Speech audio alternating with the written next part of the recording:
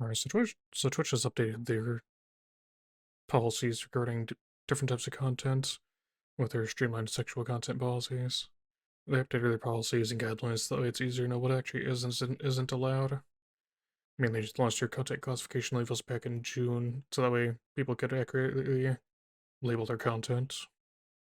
And the FAQ they put out gives you more in-depth review and summary of what is and isn't allowed. And they partially doing this because there's a streamer who makes some controversial news via one of their streams and showing off a little bit more than they probably should have.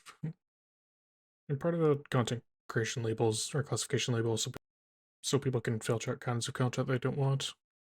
Main labels are now drugs, intoxication, excessive tobacco use, involuntary graphic depictions, gambling, and/or sexual themes, and some of those will no longer be in the homepage recommendations due to the visual natures of those topics.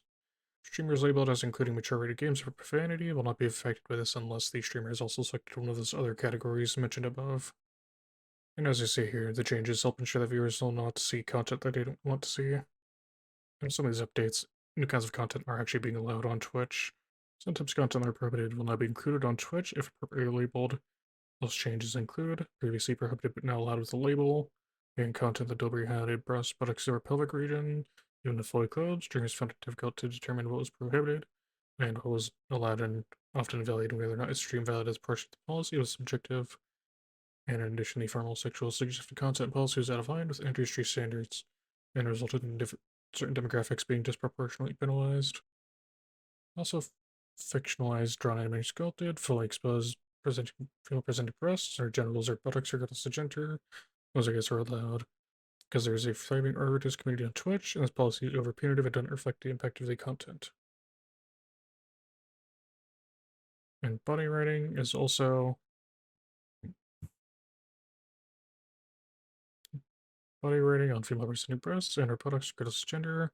The Twitch tire policy already allows body art on breasts and buttocks, so this change to make these policies consistent. And erotic dances seems that involve disrobing or disrobing gestures such as stripteases. And you can now do other popular dances. So basically, they're just being a lot less strict about these rules and allowing you to do quite a lot more things on stream, as long as they are properly labeled.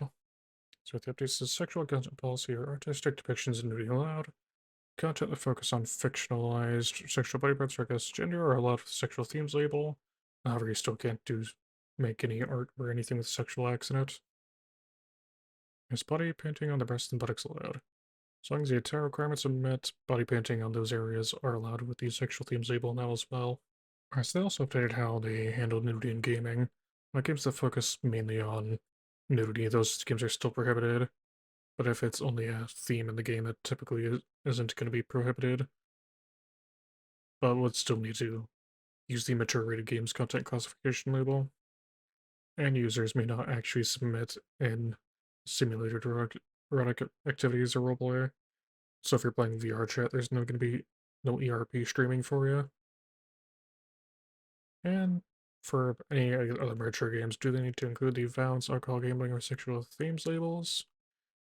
Generally, for games, the mature rated game label covers most of that content. If it is encountered a part as regular gameplay, however, if you choose to focus on those parts, the other parts of the game, you would need to still label your content like that. So if you're only doing strip clubs in GTA 5 for some reason, you would need to label your content appropriately. And will streams labeled with CCLs no longer be recommended in the left bar of the homepage under recommended channels. They will still be recommended there, mainly because you are not able to see a thumbnail, so you can't really see anything you are unwilling to see. And will labeling one of your streams with the CCL also impact visibility of future streams? It does not. Future and past streams with those labels do not affect anything, it just affects the one stream that you are doing. They update if you don't use your content classification labels for those themes. They will eventually just go ahead and temporarily make it so your account has that label attached to it. I still be logged onto the stream, but I think next time you stream, it won't necessarily be there unless people start reporting you for not having it, and then they will just automatically apply it to you. So it does look like they're giving a lot more leeway to streamers so they can stream how they want, stream whatever they want, even though some people might not necessarily like it, considering how vague the rules were previously. But what do you guys think about these new rules and guidelines? Let me know down in the comments.